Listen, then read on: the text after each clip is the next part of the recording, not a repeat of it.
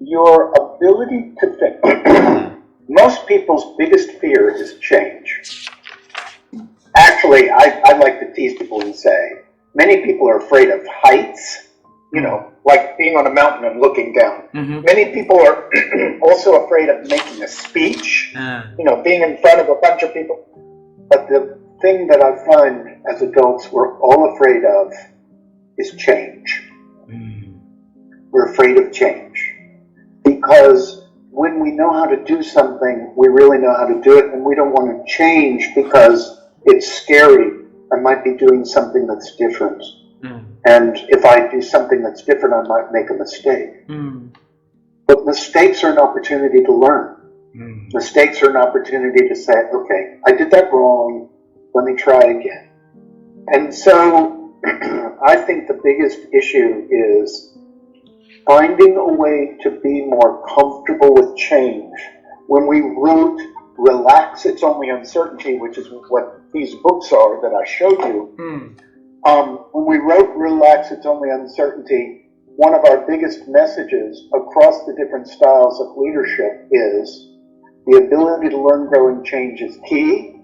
And of course, when you address change, which we're all afraid of, that is a way to learn, grow, and change. And that expands your horizon. To be a learner.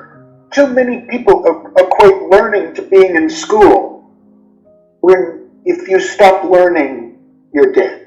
And by the way, my challenge, if the people in my company can learn faster than the people in your company, I will beat you in the marketplace. Absolutely. So think about that. Learning is a leadership characteristic.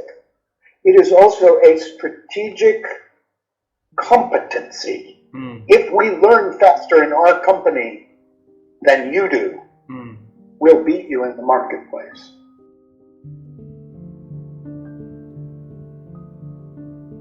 Having you on the show, I want to ask this question. How have you been helping yourself to grow your ability to think over the years, Lisa? Well, during the last year and a half, I've really given myself the time to write. And I give myself breaks to do things that I need to do to recuperate. I'm fortunate that I am financially in such a place that I can pick and choose what I want to do.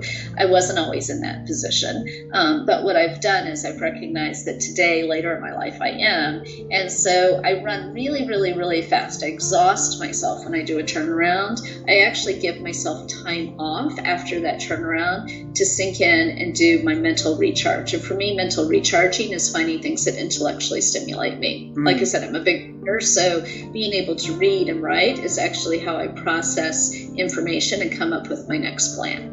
Wow.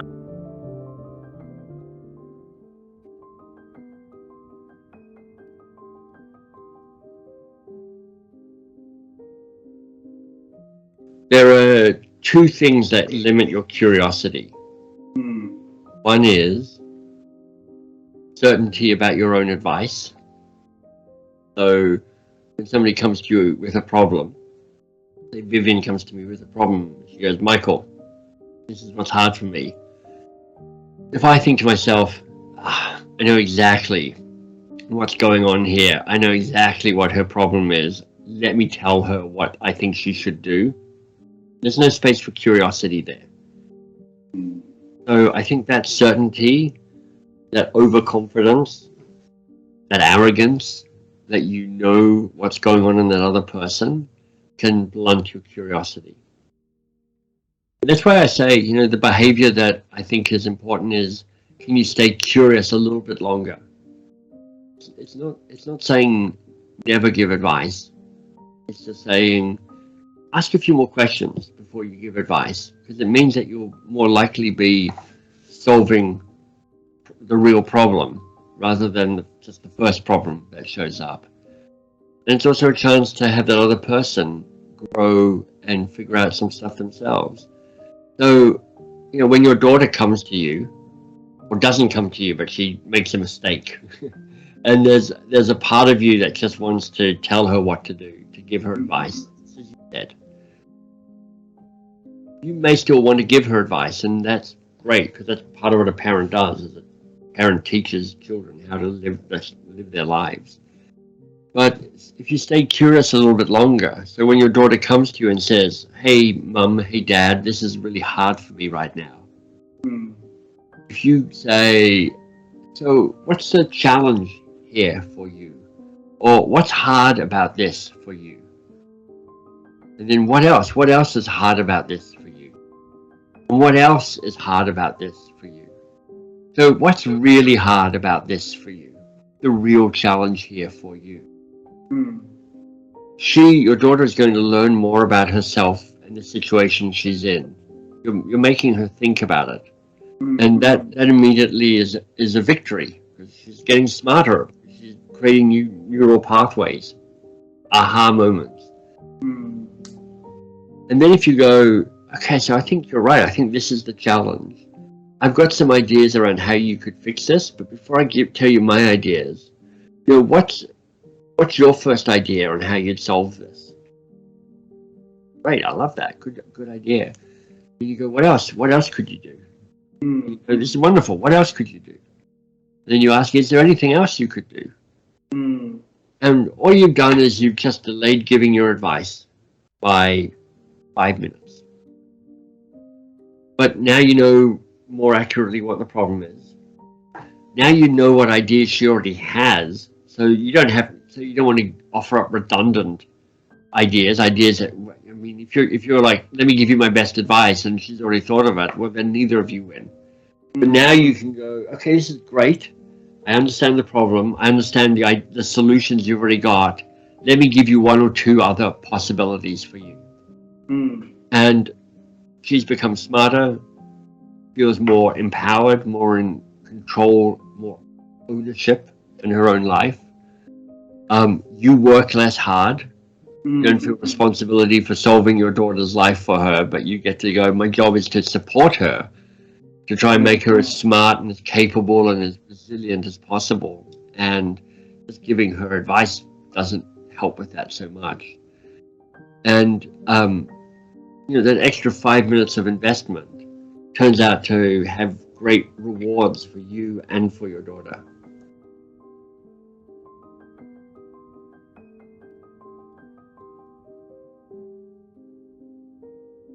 Yeah. Wow.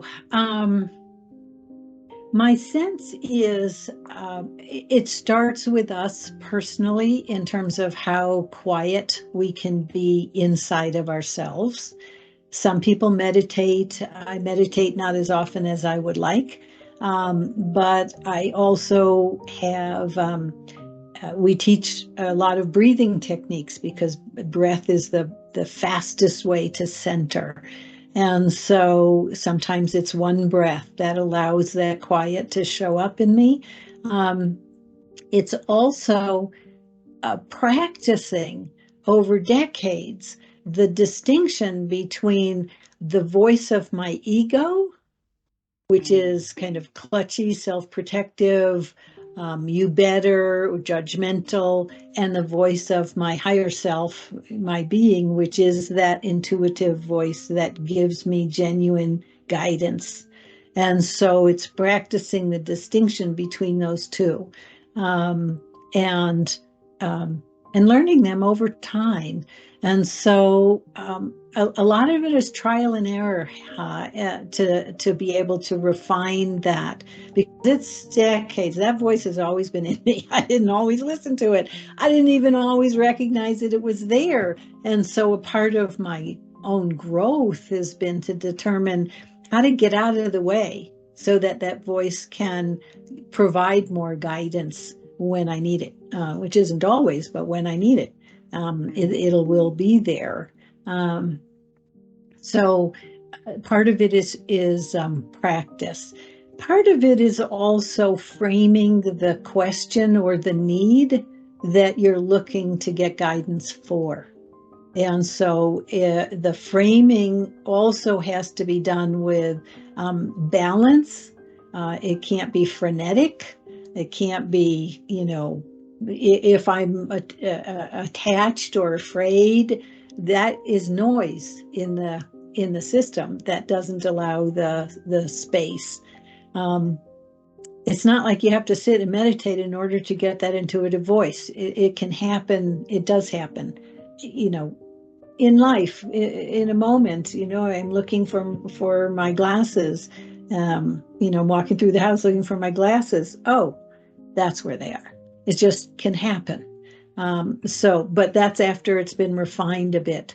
And so part of it for me, I think you've sensed this in yourself, is knowing, I think we all have access to that voice. It's a matter of strengthening our ability to listen, to perceive, to receive. That's another really important word, is developing our ability to receive. Yeah, as opposed to do, I have to take action, I have to speak. How often are you silent? So that you can receive, and silent in your head as well, which is what a lot of people meditate for, is to bring silence. So I think that's an important practice as well.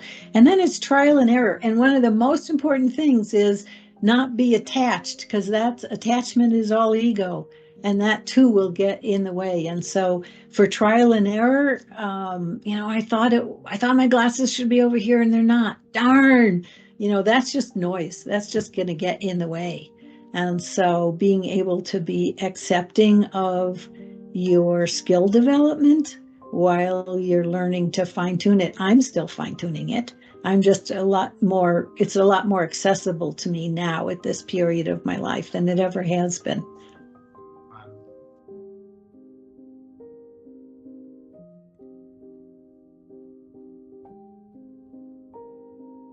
Yeah, that's such a great question. And I think you should write a book on that subject. Just collect all of that, because you're right. Our capacity to think is diminishing. Our ability to focus and attend to things for any length of time. I mean, we just are so now programmed to multitask and jump from thing to thing. It's really hard. So a couple of things that I know I do for myself is, my thinking time tends to be earlier in the day. If I get up quite early, so before the rush of the day begins, I've got a little bit of that quiet time for contemplation. But the other thing that I will do is time box thinking. So if I know I need to figure something out, I will put it on the calendar and set a timer for 30 minutes. And I won't allow myself,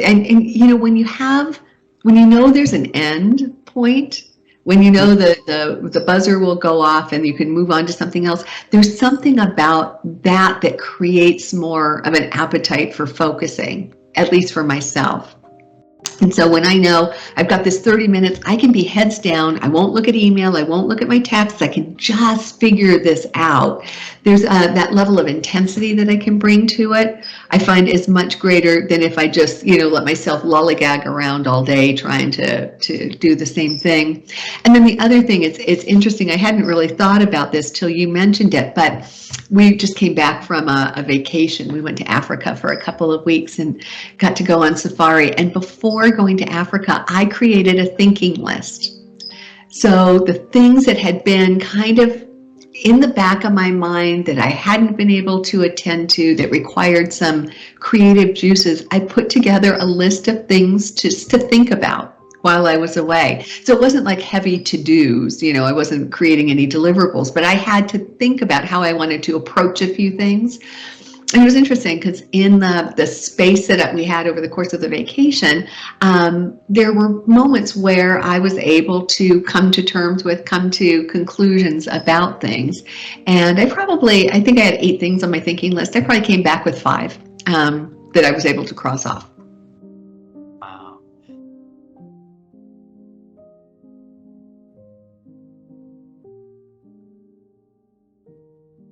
Having contacts with the right people. It was knowing people and learning from them, building, and whenever I'm doing some kind of like career coaching and that word networking comes up, people always They think, oh, well, I have to have a huge network. And then I always remind them that during my career, there were times when I actually had a very small network. It wasn't the quantity of network, it was the quality of the network. It's paying attention to the key people who are wise and successful and willing to help you. It may only be 1 or 2 or 3 people, but they can make a change in your whole life. It's not about making a lot of acquaintances or giving out your business card to a lot of people. I think for me, it's about paying very close attention to the value of giving and receiving from key people. Wow. So, for example, when I thought, oh, I would maybe like to be a coach, but I don't really have any network and I don't have any background yet. I'm just a psychologist. But, I met two or three people. I met Carol and I went to a conference. And then I realized that if I could get to know 2 or 3 of those people, that their wisdom and their knowledge would be just so incredibly helpful to me because they were successful as coaches. But then I had to ask myself, well, why would they spend any time with me? Why would they be a network for me? They're very successful and I'm just a beginner. And so I realized that what I had to do was to offer to help them. So I asked them, what can I do for you? And that's when Carol and Margaret and Susan, a couple of the others, they said, well, why don't you volunteer to help us develop our education? And I said, great, I'm happy to help. So I think there's 2 key success factors. Number 1 is having a small but focused support network. And then number 2, don't ask for other people to help, look to help them.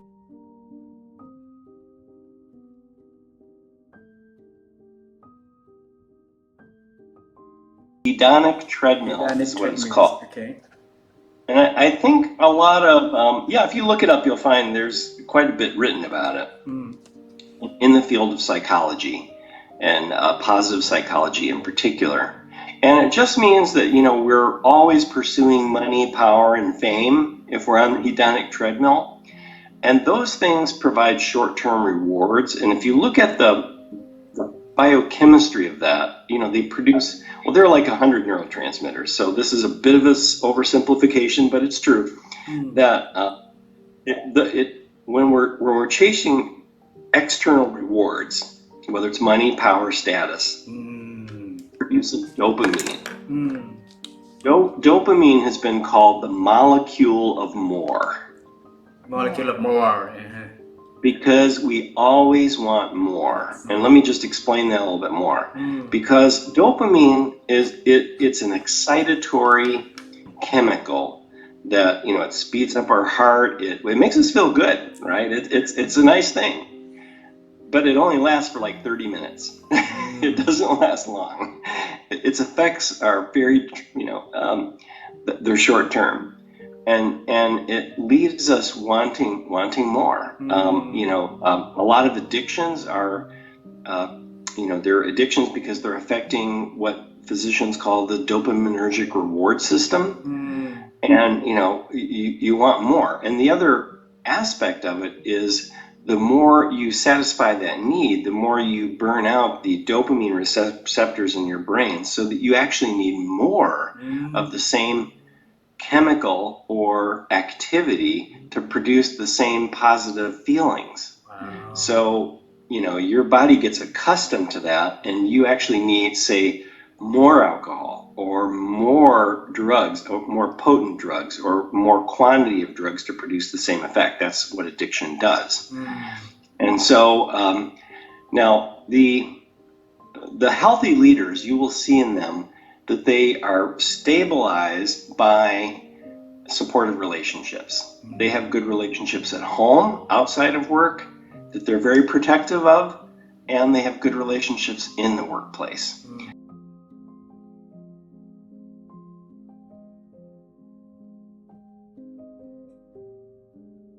How do I make myself think? Yes. Do you know, there's a really interesting fellow. I'll send his name on to you. He's a Hollywood producer. I can't remember his name straight away, but he has a brilliant video. I'll send it to you. Sure, please. But what he does, and he's done it since he left school, is that he meets a different person for 20 minutes every day.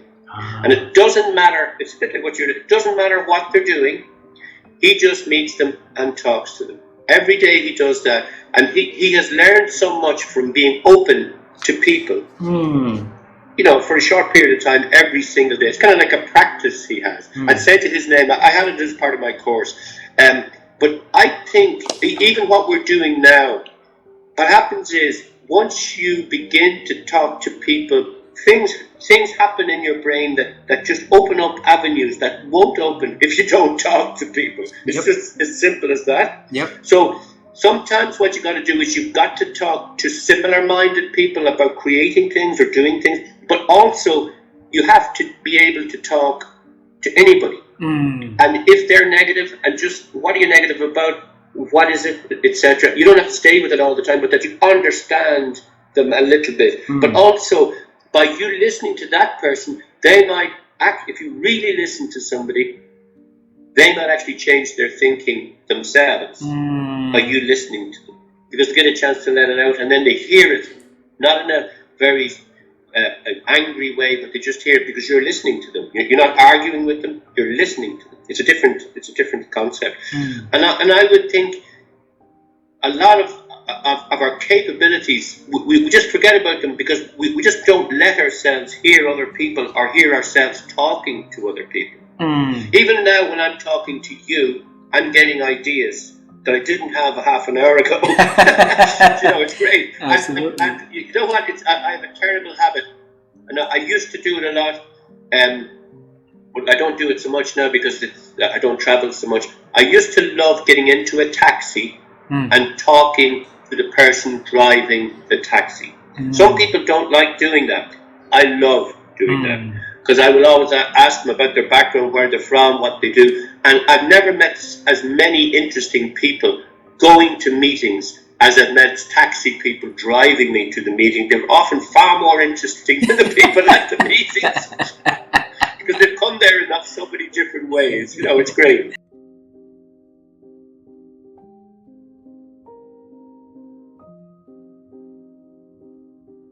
Yeah, so I was about 12 years old and I started my first business. Now, let's go back even 2 years before that. I was just 10. I started doing card tricks. And I graduated into doing other kinds of magic tricks. And by the age of 12, I booked my first birthday party magic show, which turned into be quite a business over the next few years while I was in school. And I remember the very first show that I did, it was after school on a Wednesday afternoon. My mom picks me up from school, drops me off at this house. I go in and I entertain a bunch of little screaming 6-year-old kids, okay? I had fun, they had fun, and I walked out with a whopping $16. Now, that may not seem like a lot, but back then it was a lot. Now, I came home and my mom asked me, what are you going to do after dinner tonight? And on a typical school night, the answer is homework. But she says that will be after you write a thank you note to the people that just paid you $16 to perform for their kids. I thought, wow, that's a great idea. So that was kind of like my first lesson in customer service, and it's such common sense, just show appreciation. Then my dad said, that's a good idea, but take it a step further. In a week, call the parents, thank them again on the phone, and then ask them, what'd you think of the show? Can you give me any feedback? Wow. And he said, get really specific. Ask them what their favorite tricks were in the magic show. And I thought, wow, that's a great idea. And he says, what you're listening for is not just the tricks they like, but the tricks they don't talk about. Because if you do this enough times, you'll notice a pattern. And whatever people don't talk about, get rid of it and replace it with something that people will talk about. Now, I had no idea that was called getting feedback, voice of the customer, and of course, process improvement. And so at 12 years old, not knowing what you actually call these things, they're pretty darn good business strategies that are actually applicable to just about any and every business today, whether it's B2B, B2C, retail, even the government needs to pay attention to that idea.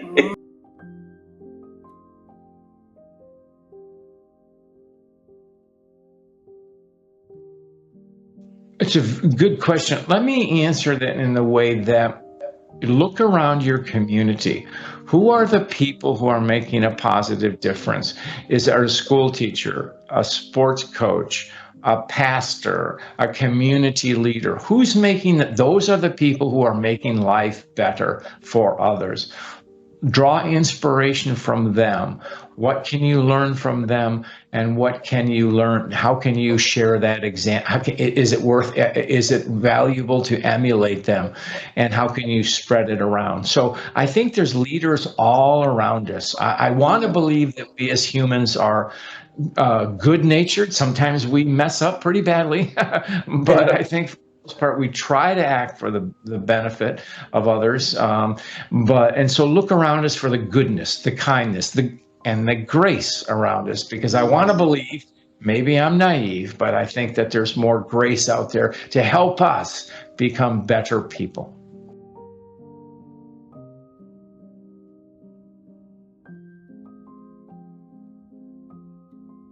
I hope I can help with this. That's a very interesting question. Because it's unconscious. Yes. So that is really interesting. I would share one thing that occurred to me while you were talking, is that if something scares me, I pay more attention to it, and I usually do it anyway, and I challenge myself to do it anyway. And for example, public speaking is not a natural thing to do. Most people would tell you. And so I made myself do it starting, 25 years ago. When I was starting out, I would volunteer and I would just say, just get up there, and it wasn't easy. And I'm sure I was terrible the first few times. But, you get better and you ask for feedback, whether you fight your instinct not to want to hear it. And you look at people who are great and you're like, oh, what are they doing? Like, what's so good about what they're doing right now? And then you get better and you're like, oh, and just pick one thing. Like maybe it's their eye contact, maybe it's how they're holding their body, maybe it's, their topic, or maybe they're a little bit funnier, they smile more, or they, so you can learn so much from so many different people. So that's one thing. It's just, I think it keeps life exciting, and it means you're learning if you go towards things that are healthy, but that give you a little bit of like, oh, I don't know if I can do that, but that keeps you young, and I think it keeps you learning. And then you can always, and asking for help from people who are better than you. That's a great way to learn. And people love being asked. It's very flattering. It's a very nice thing to do, actually, for someone, is to say, you do this so well, I'd really like to get better at that. How do you do it? And that's a fun way to bond and to learn. So those are some things that I do.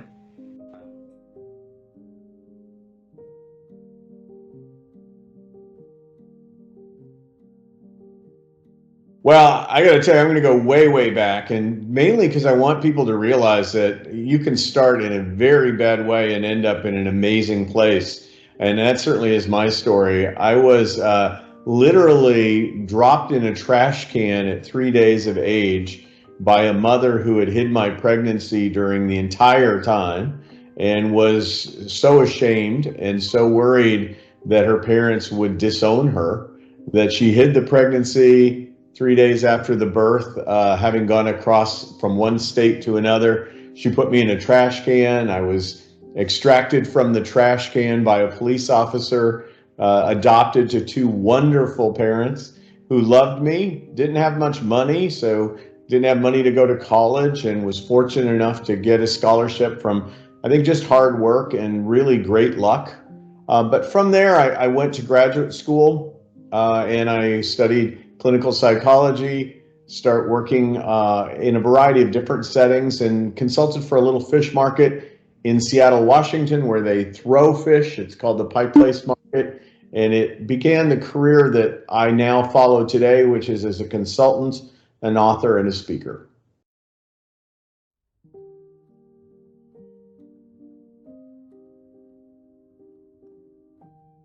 sometimes we have to make hard decisions. It's a balance between being tough-minded and tender-hearted. And the genius is in the middle. You have to have a balance for both. But if you've got a set of values that help you drive those decisions, you can make peace with yourself. You know, I like to ask myself 3 questions around when I'm making a decision. Did I do what I thought was right? Did I do my best? So did I do what I thought was right? Did I do my best? If the answer to both of those is yes, then take a deep breath and make peace with your decision and move on. Wow. But you have to think about, did I do what was right? And that takes a lot of examination. You know, did I have the right information? Why do I believe what I believe? You know, Brené Brown, I don't know if you know any of her work at all, but she has a great saying, in the absence of facts and data, we make up stories.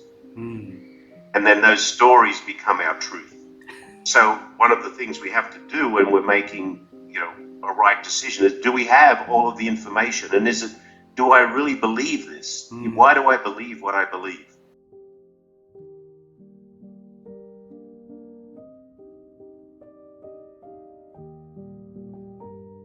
What do you need to do to get a compliment?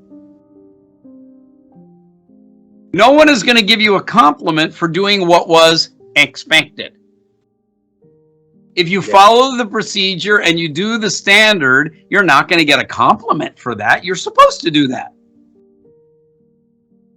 Yes. So the only way to get a compliment is if you do something that was unexpected or that was a little bit beyond expectations or that was a surprise. Now, how are you going to get your staff to take that action? First, you've got to encourage them to come up with new ideas. Like, well, what if we did this? Should we try that? Have we thought about this? Have we ever done that before? Hey, what do you think of this idea? Not every idea is a good idea. So it would be nice if, for example, the team came up with 20 ideas. Then they could say 10 of these are stupid ideas. Okay, good.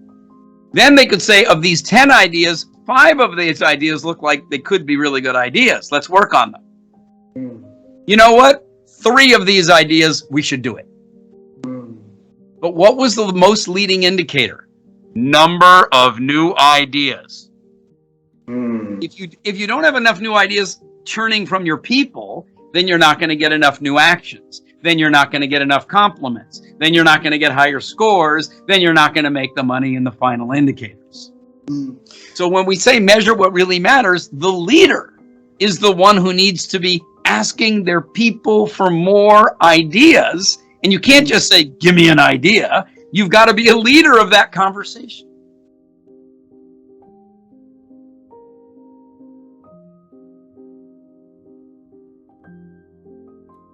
So I think that what we often do as human beings, we are creatures of judgment. We judge ourselves, we judge others, we judge the situation.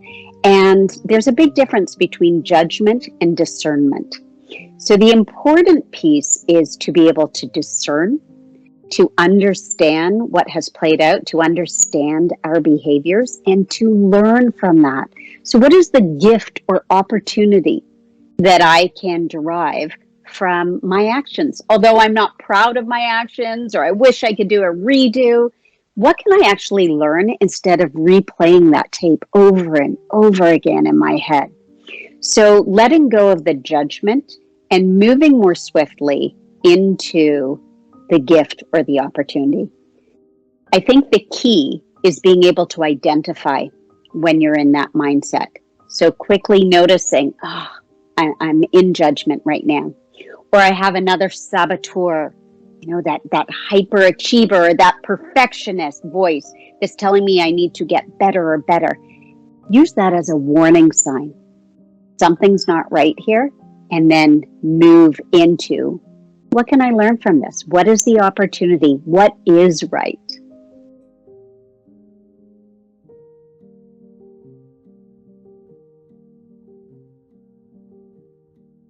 such a beautiful question and mission, and I love that you and your wife are pursuing this together in relationship. So love the question. What's been critical for me is giving myself permission to take the time to think. So figuring out, and actually writing the book really locked this in for me, figuring out how wonderful the hour or the 2 hours is in the morning where I just say I don't take meetings.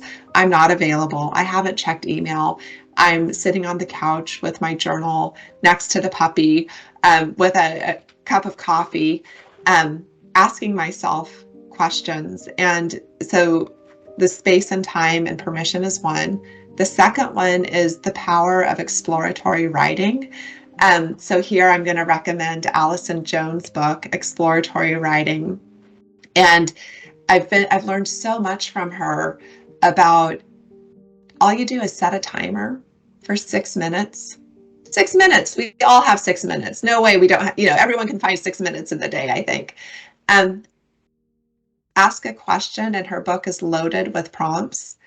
And then just start writing on a piece of scratch paper. It doesn't need to be, don't make it a pretty journal that makes it too precious, but just a piece of scratch paper. Reflect on see where the pen takes you. Don't do it at the computer. There's something special about writing on paper.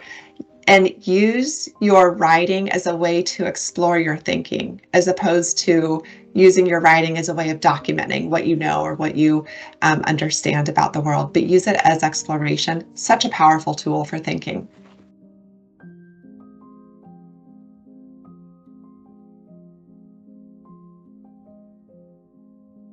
There are few important myths that I want to change our people's perceptions about it.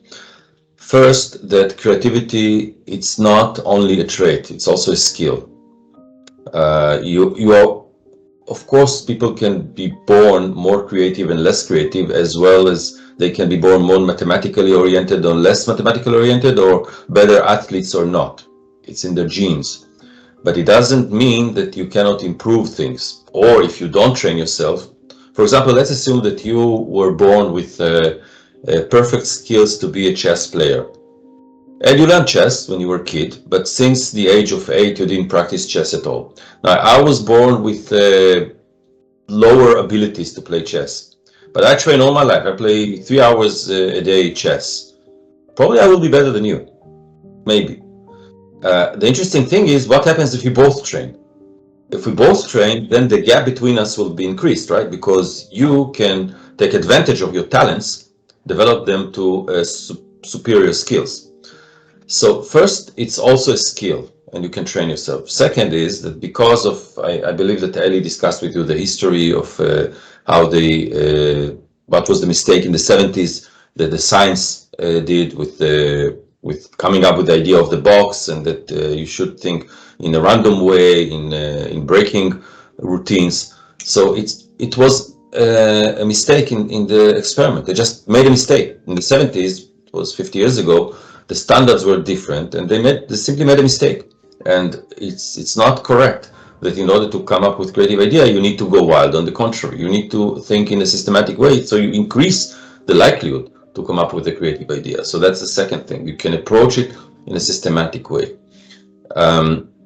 Most people, more than 70% of the people, they are better in systematic than in intuitive way. We think that we are intuitive, but basically there are very strong findings that most people, 70% of the people, they have systematic cognitive style and not intuitive cognitive style. So for most people, this approach is more efficient. So take the two together, you can train anyone, and you can approach anyone, and you can approach any problem with systematic ways in order to come up with creative ideas. So the main message is that just train people to be creative.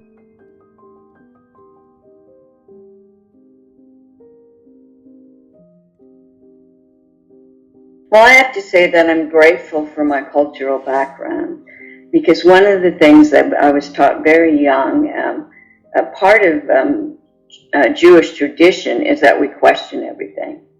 You know, now I drove my teachers crazy. They hated me. You know, I always had to sit in the corner because I'm like, well, I don't know. Maybe there's another way to look at this, you know?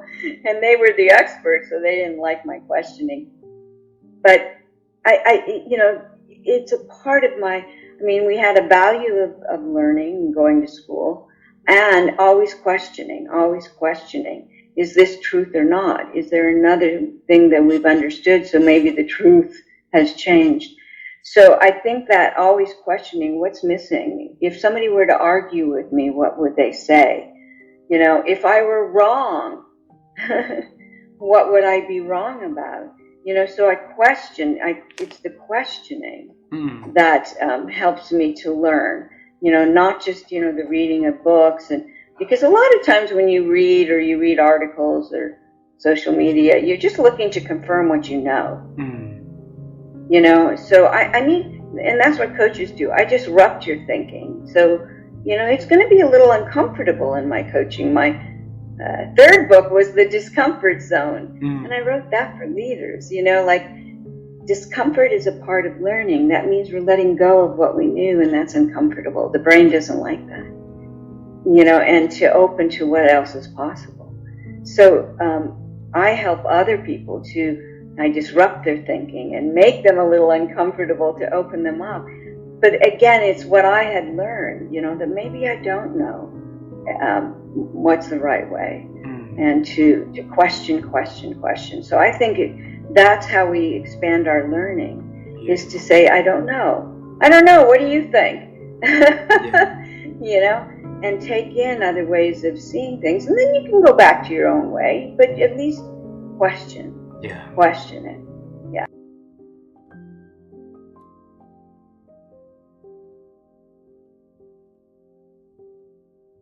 I think for me, it was the realization that I can't fix this with this. You know, this is why I feel the way I feel. This is why I think the way I think. It's all been driven into here. So my problems really are from here to here.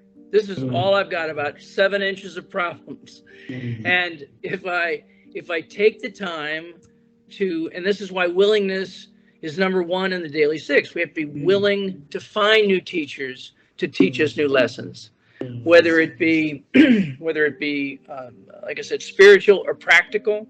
I mean, I've read as many practical books. I've got a whole library full of books back here.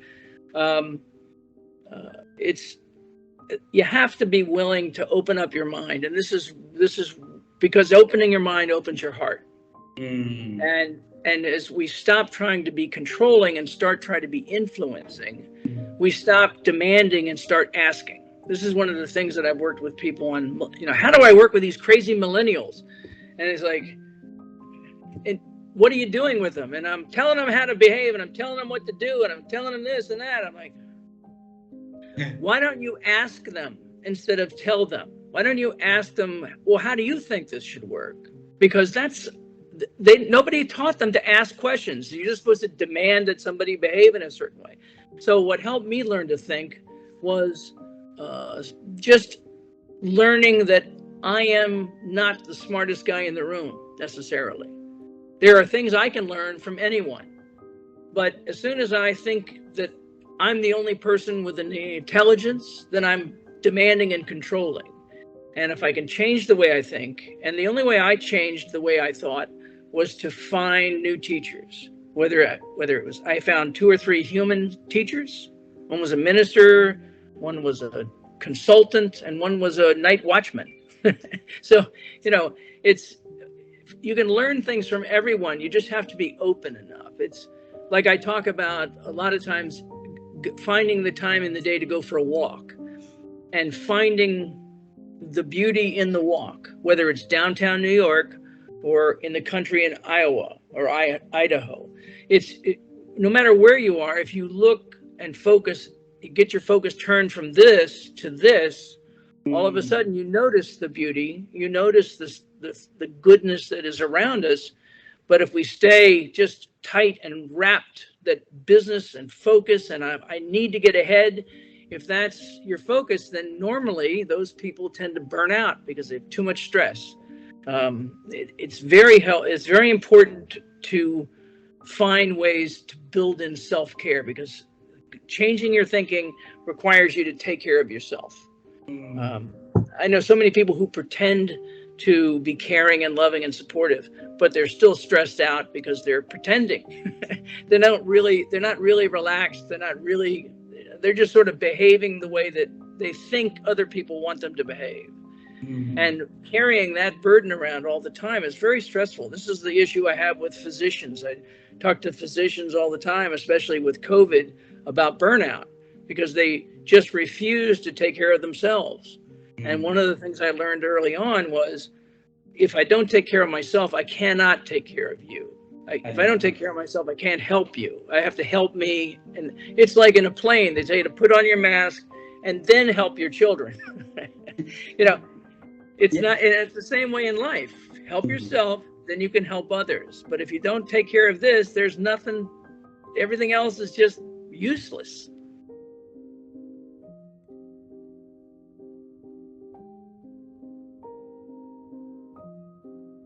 Yeah, that's a great question. And it's funny, it was a conversation, and the conversation went something like this. I was talking to my husband, and I said, hey, when you can do a job, but if you start to think, should I be doing this job? And he said, well, what are we really talking about? What do you want to do? I said, I love my job, but I think I can make a bigger impact. And he said, well, that's exactly what you should do. Wow. And so we started planning for it. So it was just that easy. My husband is a biggest supporter, and I think that we do that for each other's careers. But he could see that, I lit up when I started talking about that kind of impact, right? That was where my heart was. And the hardest part was leaving that job and saying goodbye to the team and making that decision.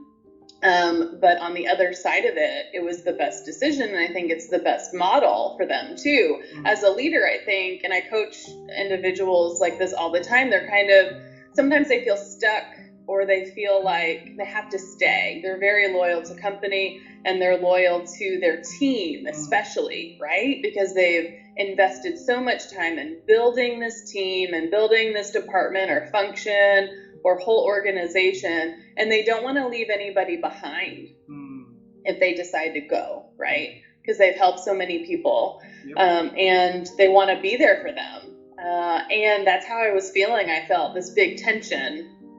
When I made the decision at the family level, that was easy, but the hard part was, how do you decide to leave? What does that look like? How do you do it in the right way, right? How do you prepare others to be okay, and to be okay with, leaving all of the things that you left and that could be undone, right? Because I think that's another thing. We do all this work and we hope that it sticks.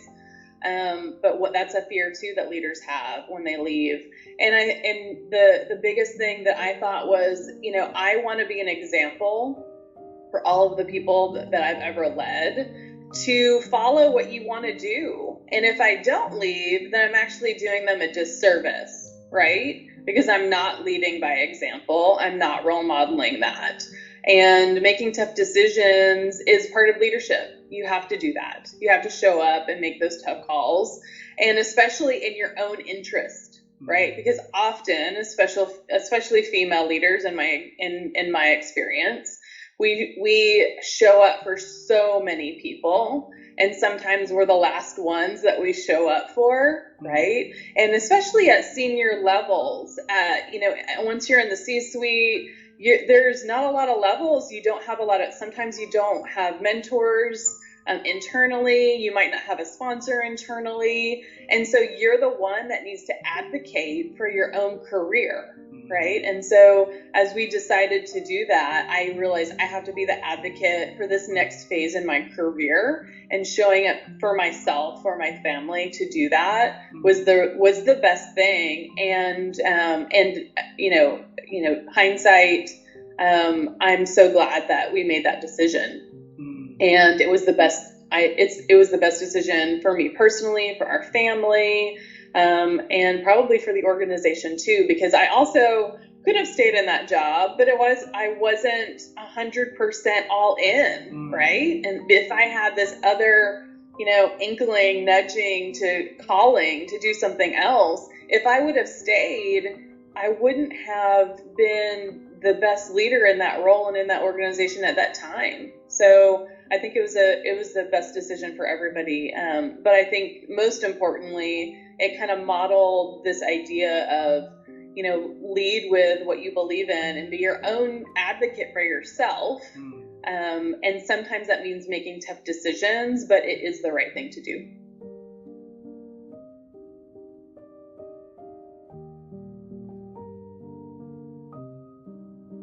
Did I find my calling? It's obvious in hindsight that it was a big moment for me.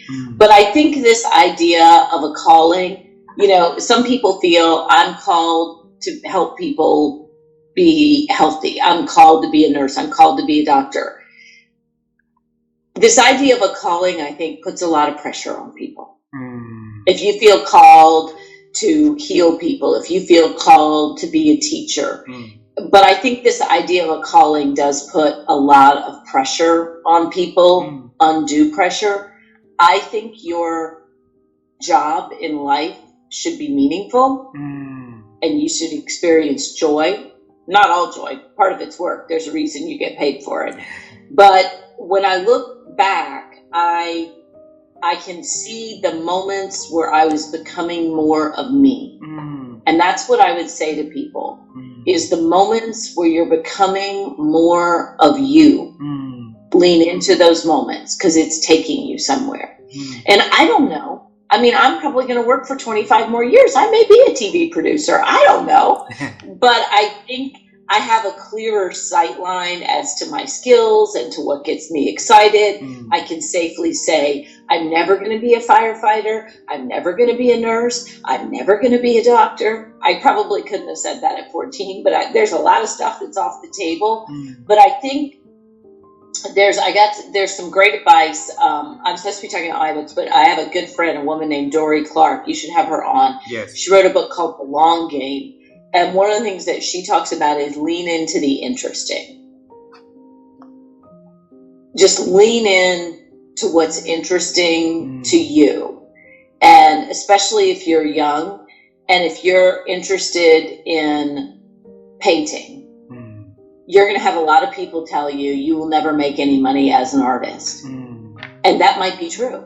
You might not be a good enough artist to make money, or you might be a really good artist and still not make any money. But if you lean into your interest of painting, you're going to meet people in the art world. You're going to find out that somebody has to have a job of selling art. Somebody has to be an artist agent. Somebody has to, there's so many ways to make money if you lean into the interesting. And for me, the thing that's that I've come to realize, the thing that is the most interesting to me is helping people experience joy, purpose, and meaning at work. Earlier, I can't even stand the idea that people go to work and they hate their job. I can't rest on this earth when a lot of people are going to work hating their job. Now, that's not to say there aren't soldiers and people working in hot, dirty factories, that those jobs are really, really hard. They're not going to be as glamorous as being a TV producer. But yet, if you look at those jobs, if your job is in some way contributing to something that makes people's lives better or more fun or happier, if you're making surfboards, if you're doing, building, patios, whatever it is, there's some impact to your work. And the more you can lean into how does my work make a difference, the more animated and meaningful your life will become.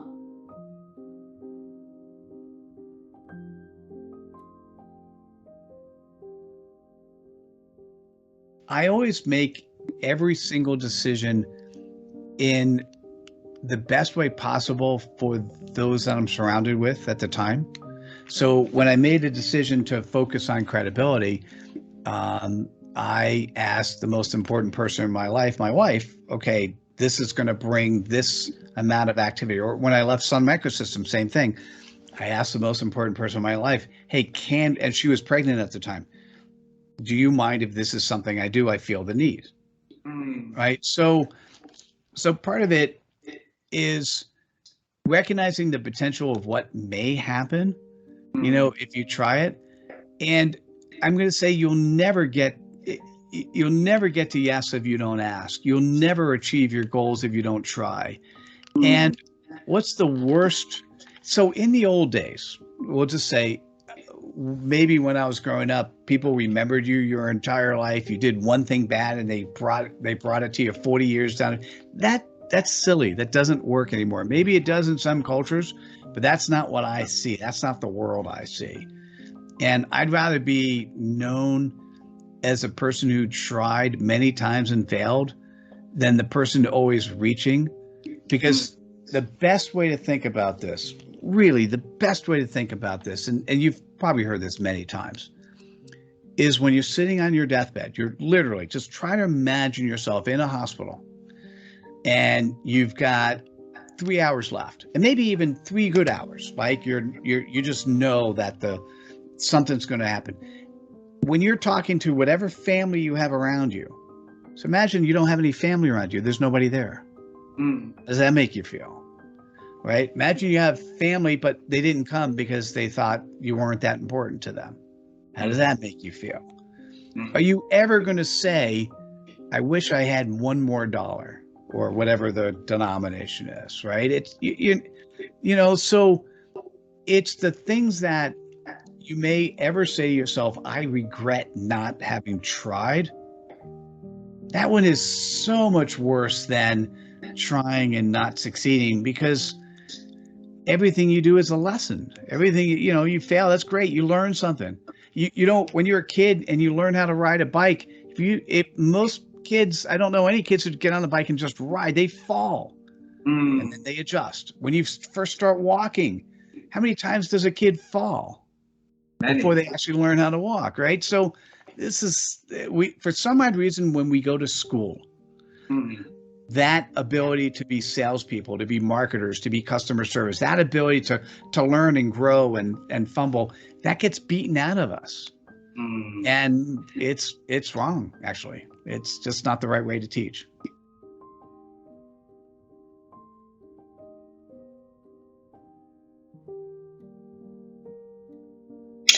I have different ways.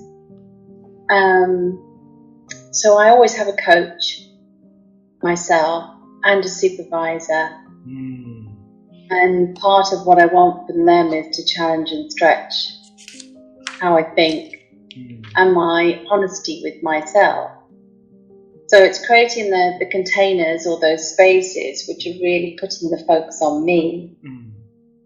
And frankly, I can't believe the arrogance of many coaches who go out there selling coaching who don't have a supervisor or a coach. Come on, guys, walk the talk and really live this. The second thing is that I like walking my dog. And when I walk my dog and I'm out in nature, so much comes up for me. I process so many things. The situations at work, clients, big picture ideas. And I have a little notebook with me and I just take a few notes. When I come back, I often gather up some more notes. If I'm not walking the dog, if my husband's walking the dog, then I have a little process of 20 minutes of journaling. But the journaling is really about allowing myself just to write without editing. I'm not writing it for anyone else to read. I'm just hearing myself through the writing. So it's a reflexive process. And then I do various forms of study to challenge my thinking. So the organisation I run called the Team Coaching Studio, we train people in team coaching. We have a community of over 1,000 coaches globally. And we have so many amazing learning experiences. So we have webinars. This week we had a fascinating, incredible man called Nick Askew. He would be wonderful for your interviews. Yeah, please introduce him. He makes films, and he was talking with us about the interview, and he interviews people, but in a much more being present to each other kind of way, and that was very powerful. We do supervision. We have a team coaching cafe where we get around, just in a room and think together. It's all virtual. And then we have something called the arena. So, this is taken from Brené Brown's idea about having the courage to get into the arena. Team coaching takes a huge amount of courage. So the arena is a relatively safe place where, I say relatively safe because anyone practicing with peers tends to have some nerves, to feel nervous. But a safe place, nonetheless, where coaches can come and practice the art. A bit like going to life drawing classes, but it's the equivalent with team coaching. So we simulate a team, we simulate a team situation, and coaches get in and practice together, and then we reflect on that practice together. So we have various ways of continuing to think. And then having wonderful conversations like this really helps to stimulate learning and thinking and to look at something from a different angle.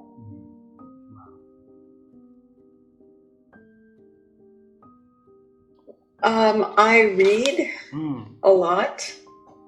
I don't think I read as much as I realize how much I read when I'm in a conversation with someone and I have ideas exploding in my head, or I'll say something like, you really should read Lisa Feldman Barrett's 7.5. Let me see if I can see.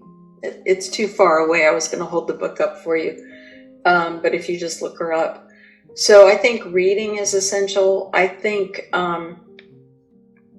having two qualities are very essential. One is empathy.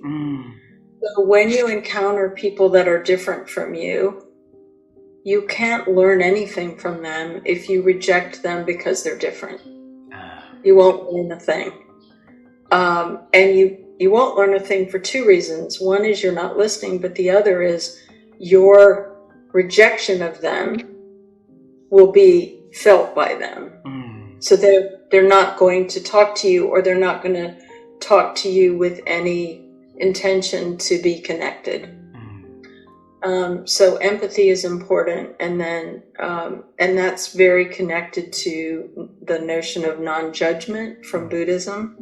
We had talked about that earlier. And then the other is that we have to be willing to let go of what we thought was true when we are now faced with something that shows us. It's very hard for human beings to do that, especially things that are connected to the culture that we're in. So all of our friends believe X, so we believe X, and I meet you, and you tell me something different. If I'm going to listen to you and listen deeply, and you're going to explain to me and share with me more than I knew, but I'm unwilling, I'm spending my whole time not really listening, but holding on to what I believe as though we're in a battle, I will not learn and I will not expand my knowledge. And this is hard. I mean, I'm telling you this, but it might sound to the listener like, oh, I'm really good at this. No, I do it too. All the things I help other people with, I do. I hold on to what I thought was true. And luckily, my husband is a really good thought partner for me. And so if he's trying to show me that something I think is not true, he'll just keep at it in a really good way, and sometimes with humor. And that helps me cross the bridge from holding on too tightly to letting go. And then usually there's some laughter at the end of that. We had a fight one time about, we were putting down hardwood floor in a room, and I got a D in geometry. So why I was so stuck on being right, I couldn't tell you.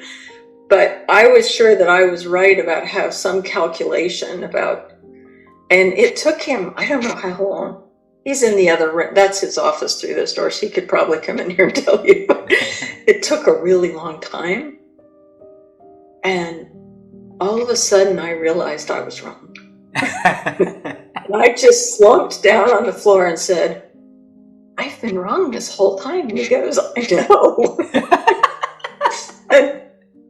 And, you know, but see, he had to have some empathy for me to keep trying to explain without getting angry. So I said we had a fight. It wasn't like a fight where you scream and yell and tell the other person that they're an idiot. It wasn't that. It was an intellectual argument. Yeah.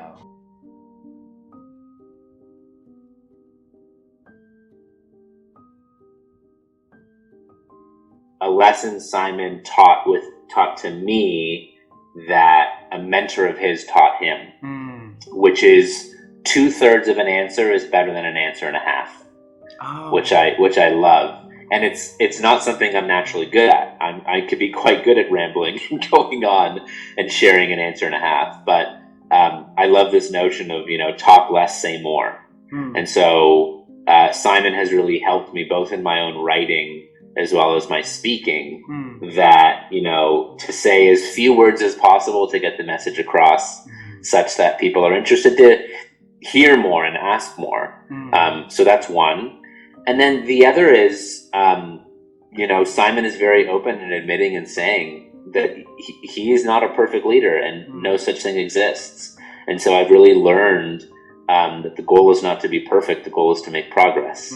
And that, you know, Simon's organization, and as I'm building my own organization as well, we must live the message we preach from the inside out.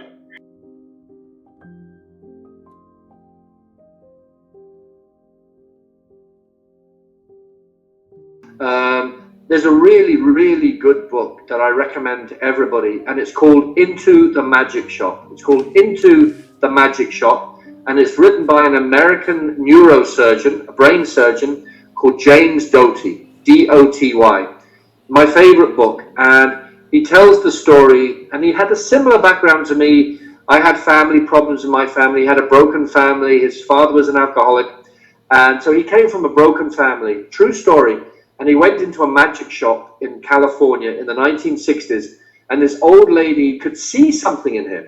She could see, as I think you kind of maybe could see in me, that I'm about honesty and ethics and purpose. She could see that in him, but he couldn't see it in himself. And she said to him, if you come back for 6 weeks, I'll teach you magic, right?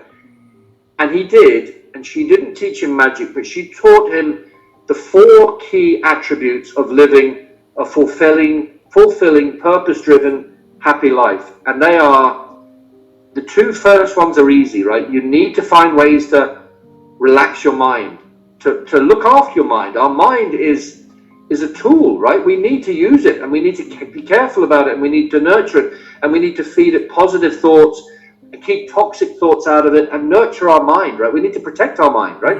Because our minds are plastic, you know, they can become toxic and difficult, so we need to mind them.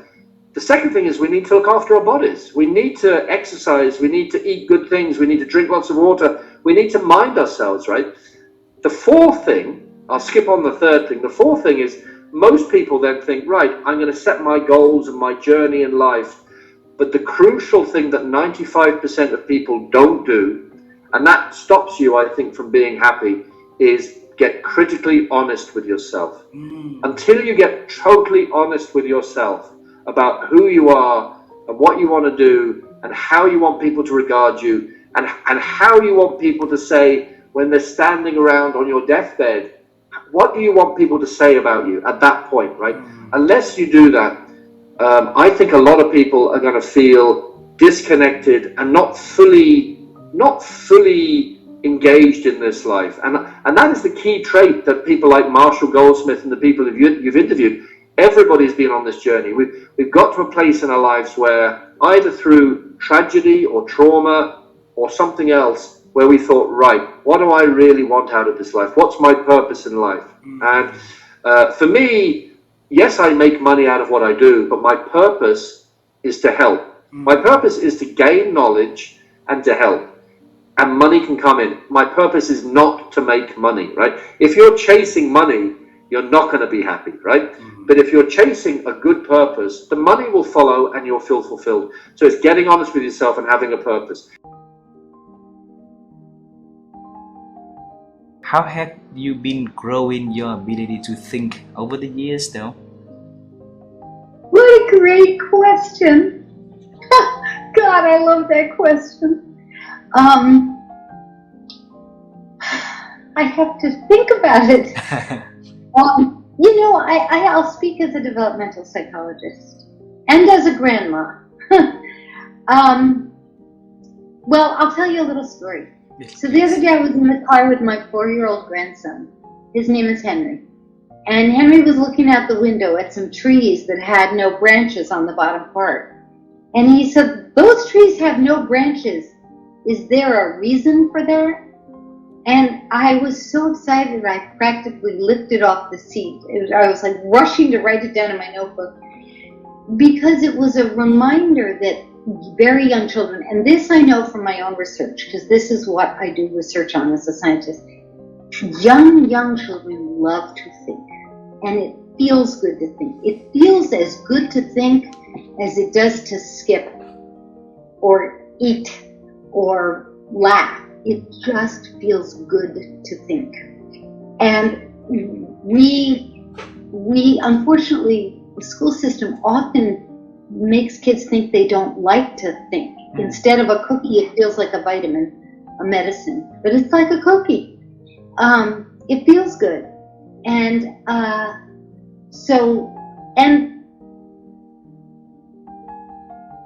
so it feels good to me. I think I'm lucky because I ended up on a path that made that a very obvious part of my everyday life. So writing is, in my experience, writing is the best way to push myself to think. Because often I have an idea, I think it's such a great idea, and I sit down to write about it in my new book, and then I write it out and I think it's not a great idea. I can see in the sentences it's a stupid idea. And then I have to start all over. Or I have an idea, and then I think, wait a minute, but I have no proof that this is true, or I haven't made an argument that would convince anyone else, and then I realize I have more thinking to do. So for me, writing has been a way to push my thinking. But then I work in a college, and I have all these smart young people around me who ask me questions in class, and then I think, wait a minute, whoops, I need to think about that. It's like talking to you. You ask a question, I think, oh, I never thought of that, let me think. So partly it's looking for partners, people to talk to, and wanting to talk to them about interesting things, because besides writing, talking to other people is a way to get your own thinking to be better. And then I would say that I live in a country where there's been incredible political divide. I mean, and my politics I have very strong politics, and there are a lot of people in the last, I'll say 7 years, that I've disagreed with very vehemently. And what that's taught me is how important it is to keep pushing yourself to change your mind. I won't change my mind about everything. There are certain things that have happened in this country in the last 7 years. I know this is probably not what I'm supposed to talk about on your show, but there are things that have happened that I won't change my mind about because I thought they were too terrible, that have to do with human rights and human dignity and equity. But it's also taught me how many people lost the capacity, maybe they never had it, to think about information and other people's point of view and reconsider their own ideas. And so that's another thing that I teach more than I used to. So we were laughing yesterday because my sisters were teasing me that I say all the time in the middle of a discussion, do you think I'm right or do you think I'm wrong? Or do you think I'm wrong about that? And I was saying I do that more than I should. It's like a bad habit to say that because I want my students to realize that I'm old, I'm 64. I still want to be able to ask people if they think I'm wrong. Oh. And so, you know, I'm very lucky because I work in a college, so I get to be talking about ideas and thoughts all the time, and I read all the time. But even if you don't, even if you work in a garden or you're in a kitchen cooking, or you, and especially if you teach, you find a way, like to keep questioning yourself and asking, am I wrong? What would make me wrong? Because I think that helps people be thinkers. And then I wish more people realized that it's more like a cookie and less like a vitamin.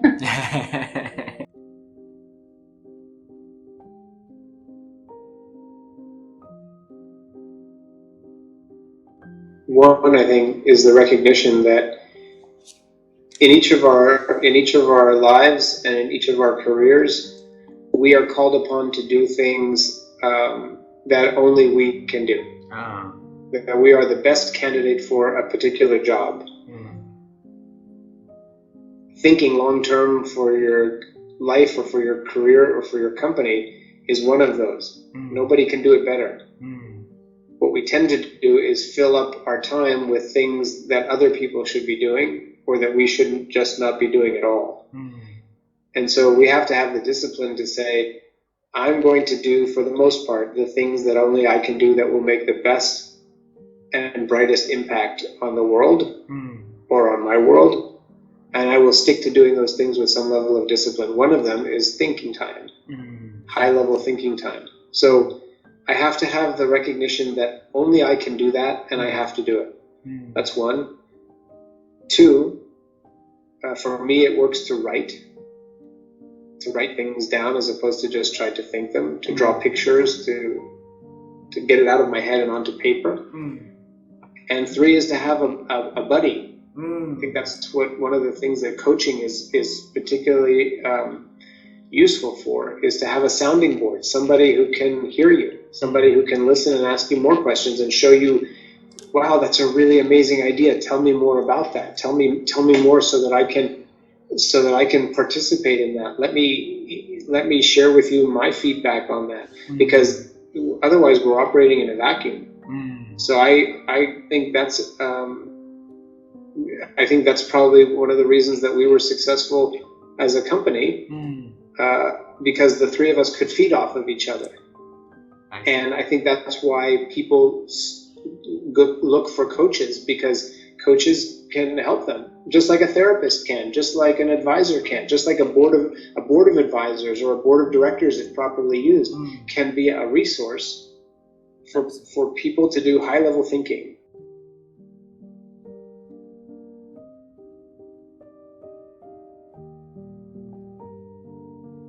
Absolutely. But it takes time, and it takes, you've got to repeat it again and again and again. It's, it's not like, oh, I've switched that off and now we're on the other one. Our brain doesn't work like that. But if we do continue to be aware and then look at what is the different thought, eventually that becomes the dominant thought, which is, what we're working towards, isn't it? But, so much of what drives what we do, we're unaware of. And actually even getting curious. And I think often people can be really judgmental about themselves. And, bad me for having a fixed mindset about creativity or whatever it is. And that's not helpful. It's much better to have, what I call compassionate curiosity. Like, oh, that's really interesting. I wonder why I have that. Why is that? And is that really true? I don't think it is. So, and actually just it removes a lot of the negative emotional charge if we can be compassionate and curious when we look at some of the thoughts that go on in our head.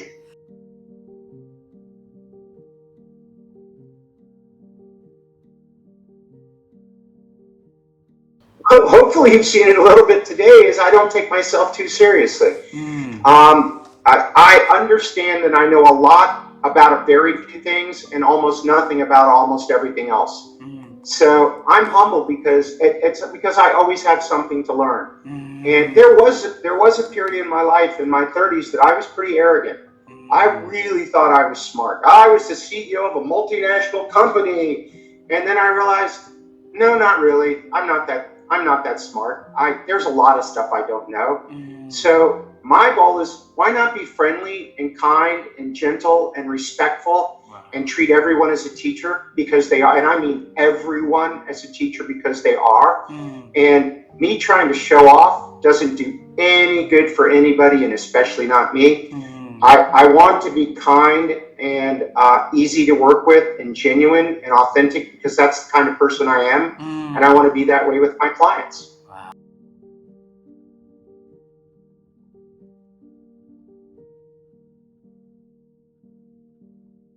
Again, presence, right? You don't need to walk physically in the forest. You can look at a photograph and be sensually engaged with that, right? And it can offer a calming effect. A 30-second meditation can be as good as a 30-hour meditation. It's your completeness when you're done and how focused you are while you're there, you know? And so when we're looking at this concept of presence and thinking, start with self. Once you give positive reinforcement, give you self-love, you start giving love, whether you consciously are aware of it or not. And the more you give out, the more people receive it. And when they return that back to you, you have this massive amount of love coming back at you. So, you know, it's start with self, and that's not being selfish, right? You start with self and love yourself, and Terry, I'm okay. You know, I'm doing okay today. And, you know, when it's a rough day, I say, I'm learning a lot today. And when it's a really terrific day, guess what? I'm still learning. Because in this life, once we get present with the fact that there isn't any good or bad, there's just a situation, there's choice, there's presence, and they're not good or bad, they are learning opportunities. So, you know, if you successfully pass an examination in school, okay, you learned the knowledge that it took to pass that test, and you correctly filled out the test. So now you know how to do that test.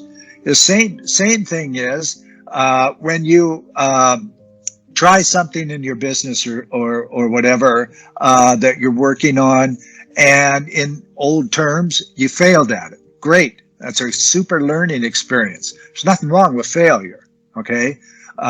It's when you quit and go home and don't do anything else.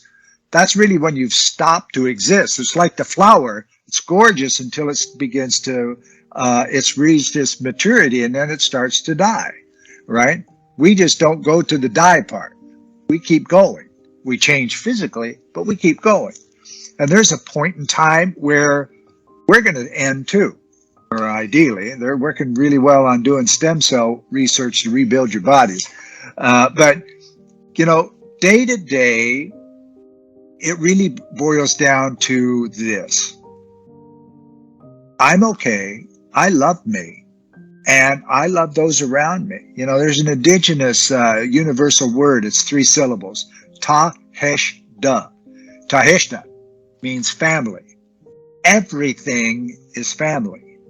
My desk, all of you, this computer, the air I breathe is family. Now, family, you put up with more with family than you do with others, okay? So everything and everybody is family. Your mindset changes, and you're less likely to go finger pointing and making divides. So that's my thoughts for that one.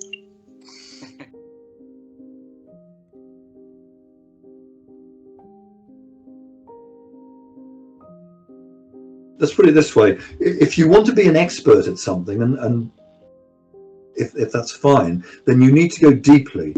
For example, I was a classical guitar player. I played the guitar. I practiced a lot. I focused a lot on being good at learning those pieces, that playing well. So I got good at it. But that's a skill.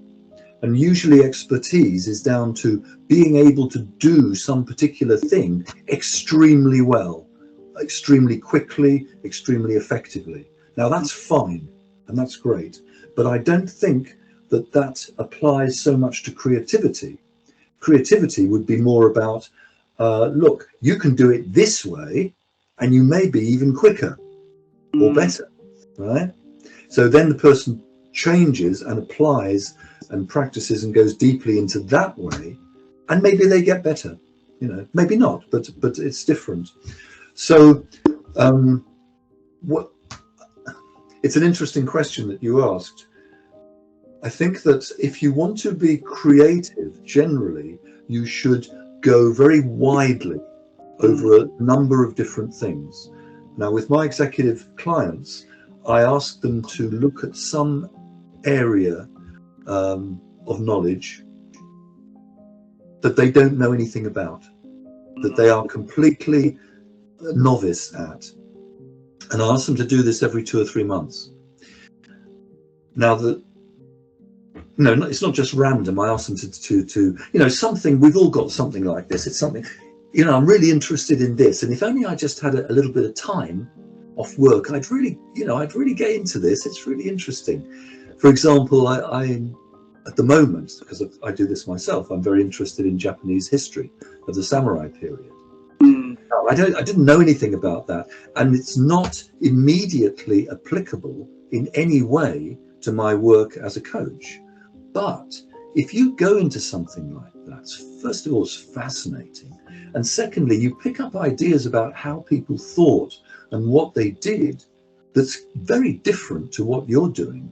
And I guarantee that you will find something in there that you can apply. You think, oh, they did it like that. They thought like that. That's interesting. Never thought of that. I wonder if I did it, like that, this way. So what you're basically doing is you're spreading very wide, and you're finding something that is going to be helpful for you in your main work, as well as becoming, generally, it's very interesting anyway, and generally better informed. So I'm very much about doing a lot of different things and allowing that information, and you never know what's going to strike you, to kind of get into you and center you, and then that can come out in some very interesting and unusual and unexpected and creative ways.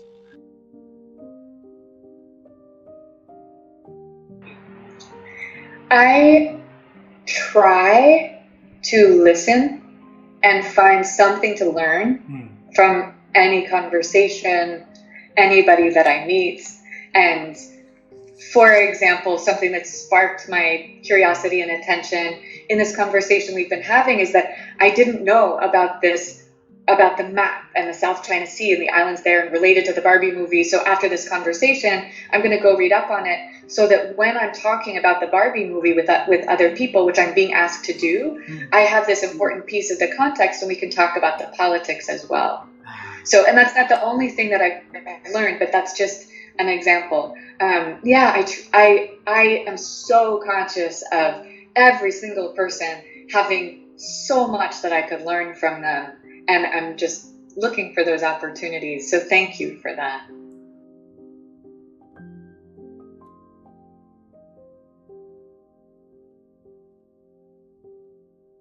It's such a good question, Ha, and it's hard because the context matters, right? And so when you get to one of the hardest things we learned this in Rising to Power that most executives struggle with is that when you get to the top of a very senior level, there's 20 versions of you out there.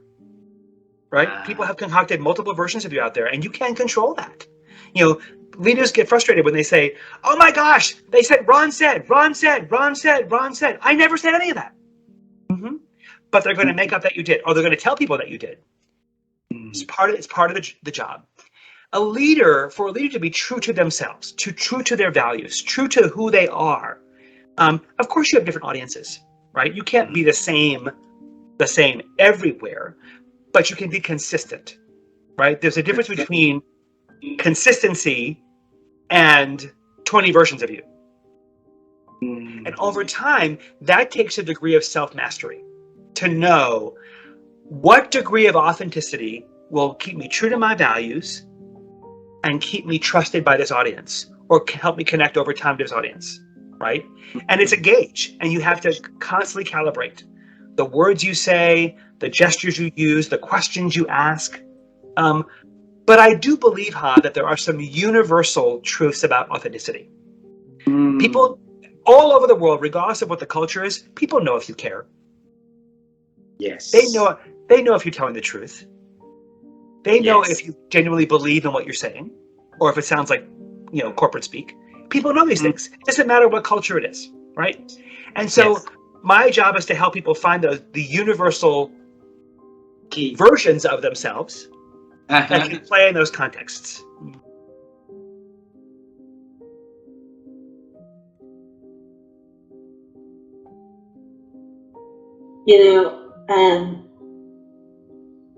It's first giving myself my moment of quiet and scheduling it, because it is hard, with the busyness of our life. But process my thinking, I first think about, okay, what did I have planned? What was in my plan? And what did I actually do? From that. But I look at that first to give myself a sense and a real honest look of, am I getting closer to what I want to achieve? And then I look beyond me, and to think and say, what am I seeing in others, or seeing in the organization I'm in, or the organizations I support, that I need to be adjusting, what I need to do, the services I offer, how I guide others. I put myself in the place of the people I serve. And so I think about what it is that they're dealing with and what is most important in their mind. And I process that in a way to say, how does this change what I'm going to be set up to do now? And so I look inward. I start there because I just need to get that out. That's me. I just, like I said, what did I set out to do, and how did I get, how I progress in that way? But then I focus on the people I serve. What are they set out to do? And how am I helping them achieve it? Am I focused on the right things? So there's the two components, is the way I process: inward, outward thinking, to then give me the sense of, I then go back to what I envisioned for myself. I'll look at strategy, I'll look at plans, certainly, but am I doing what is in the interest of what I envision?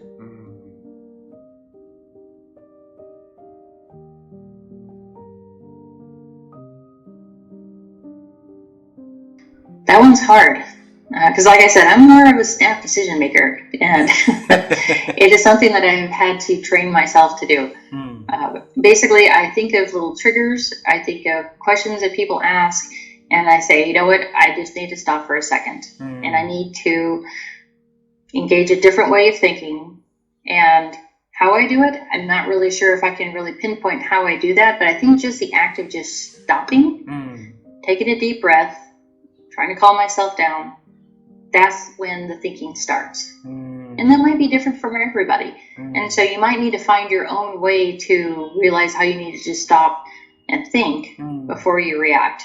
But for me, mine is like, I just have to I'll stop, stop, assess, figure out what's going on, and then make a decision at that point.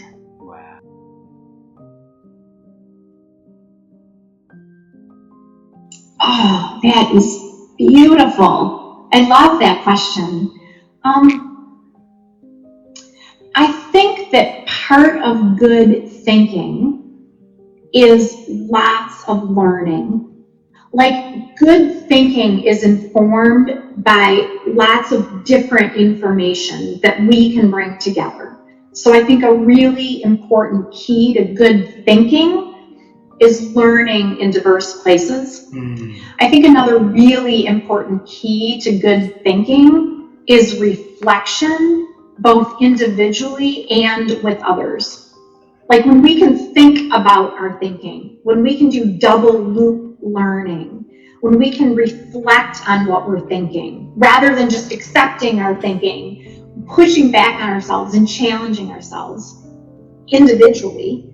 And I think when we can reflect with others, like, I think sometimes good thinking is informed when we hear ourselves say something to a friend, right? And we're like, huh, I'm not even sure I knew I thought that until it came out of my mouth, right?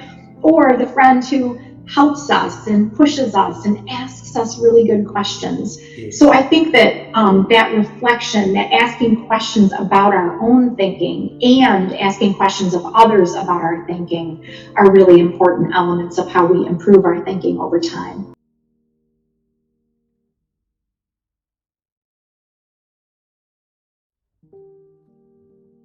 You know what? People make it really easy, huh? I'll tell you the secret. You want to know the secret? Yes, of course. People love to talk about themselves. Yeah. So all you have to do is ask really good questions, and then just shut up and listen. That's it. That's the secret. So ask people Like, it's about not themselves. any great, but that is really the secret, because people do really. Have you ever had that? Like, here's a really good example. Have you ever had a conversation, with somebody, and you might have said 10 words through the whole conversation? Maybe it's a half an hour long, maybe it's an hour long, and the other person says, "Oh my God, we had such a great conversation," but they talked the entire time. Many times, Lisa. Exactly, because people love to talk about themselves. So if you are really good at listening to what they say, you will find where their obstacles are in their business, or obstacles in life, or what they value. Whether it's their children, it's their grandchildren, whatever it happens to be, and then you adapt your style of communication and how you connect with that person based on what they've told you. But you have to be willing to listen to what they're saying. How do I listen? Yeah. It's interesting. I, for a very long time, used to interrupt people all the time because I was so busy trying to get what my thoughts were out, right? And I started to recognize that pattern of behavior, probably in the last 10 years. And I work on it really, really hard, because there is that piece of me who I see things so quickly. I'm able to connect dots, especially in business. I can see things very quickly and understand, okay, I need to connect that. It's like when you watch TV and you watch a crime and they've got the board, they've got all the arrows going everywhere. Well, that's my brain. When somebody's, when I'm talking to somebody, I'm already starting to connect the dots and the people or the vision or whatever, and the path, not just to see it, but answering that and then what. And I think in part of that journey was really, teaching myself just to shut my mouth, just to literally to just zip it up. And then I started to think in 30-second. I started to listen for 30-second sound bites, and I would write 30 seconds down. And then I trained 60 seconds. And so I would take 60-second sound bites from what people were saying. And now I'm at 2 minutes and 5 minutes. And that's really helped me to get clarity for them. Because I think that people, when you're listening, the magic is always in your mess. It's the really great listeners who can pull that information out and really help you get to that next level.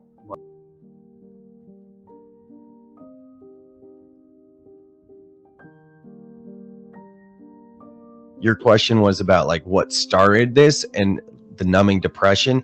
And it was just being on this hamster wheel of chasing goal after goal after goal, to finally be able to reflect and go backwards and be like, am I doing these things because it's feeding my soul and it's really what I want to do? Or am I writing books and am I being on the board of multiple nonprofits, living in this place that I don't want to live, and all this type of stuff, and trying to do the things that I think I'm supposed to do? And that was the thing. I was just doing the things that we're taught to do, right? Be successful in business, donate your time to nonprofits, which is all great stuff and everything. I'm not saying that I didn't enjoy it, but now my life is going in a different direction that really is about feeding my soul first, then looking at my life obligations, which includes work, versus, you know, we talk about work-life balance, and that's something I was trying to achieve at the time. And if you try to achieve work-life balance, just by the very nature of the phrase work-life balance, you're trying to achieve work and make that the priority, then look at your life afterwards. Then from there, where's your connection to the greater mystery of this human experience, right?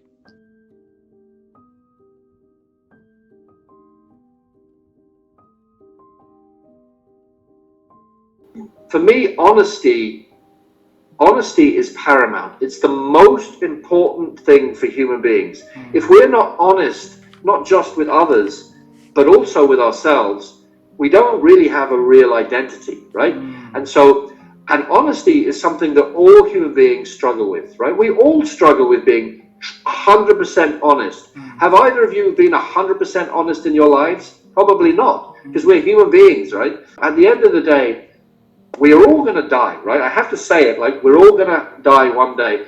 And when you're on your deathbed, right, all you have is your reputation. You can't take money with you, right? You can't take, you can only sleep in one bed, right? And so all we have is our reputation. When you think about it, when you strip everything away, our reputation is so important.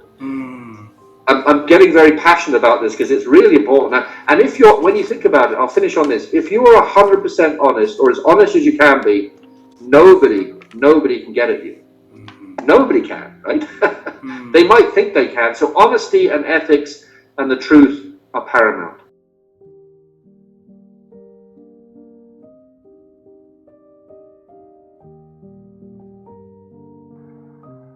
Yeah. I think that's a very good question, because no school teaches us how to think. We just pick up accidentally. But thinking is a process. It's a three-way process. For thinking to get sharpened, you need a stimulus, or you need a trigger. Where do triggers come from? Triggers can come from reading, conversation, observing, experimenting, learning. So from any of these sources, triggers can come. When you have a trigger, what do you do with that?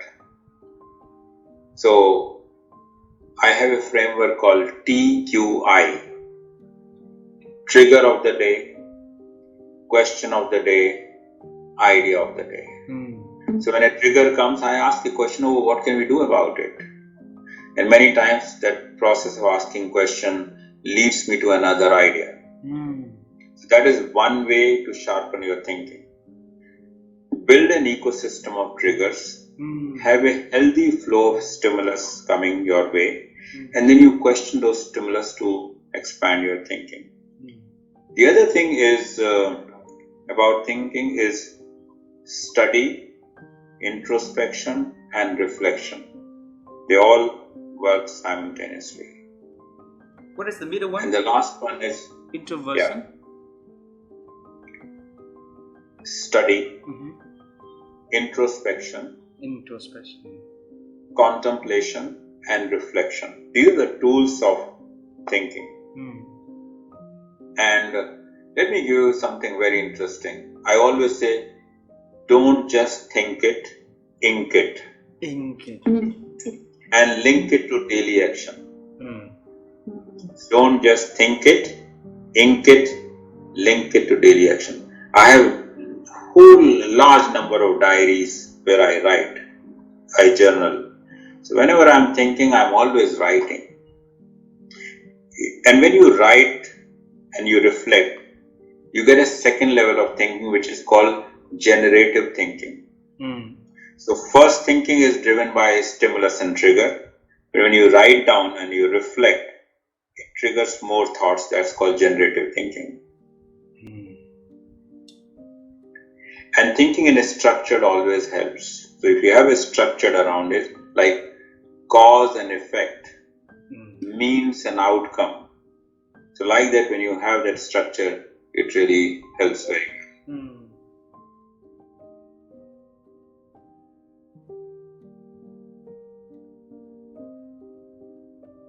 You know, I think it's there's a little bit from this woman who I interviewed in my book, Vivian, who used to work for General Motors Foundation, and I think when she told me what made her keep going, and it's that I realized I didn't have to be, that I was still good enough, and that I did deserve to be in the room, and so seeing them, I'm like, well, I deserve to do that. I should be able to do that. I can do that. So there was a lot of that thinking to when I was younger, that, well, why wouldn't I be able to do that? You know, I didn't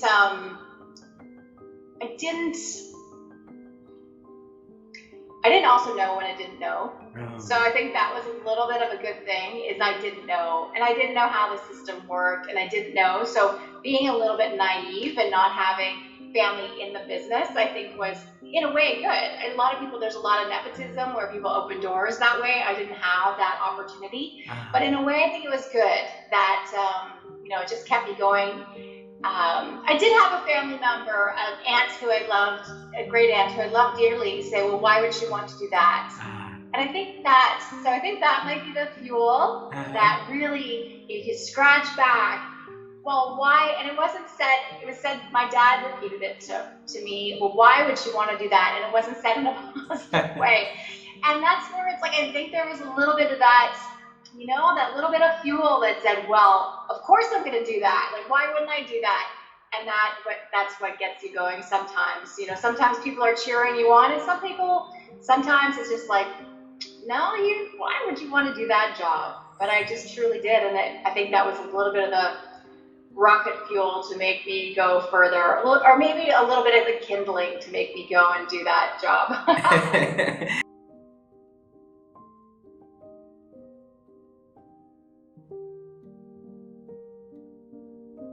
Well, it's very similar to the advice I gave your mother about being happy. If you want to set aside time to think, you have to set aside time to think. And what happens is we get so busy doing stuff that we don't set time aside to just think. So one of the things I try to do is just set time aside to do nothing but think.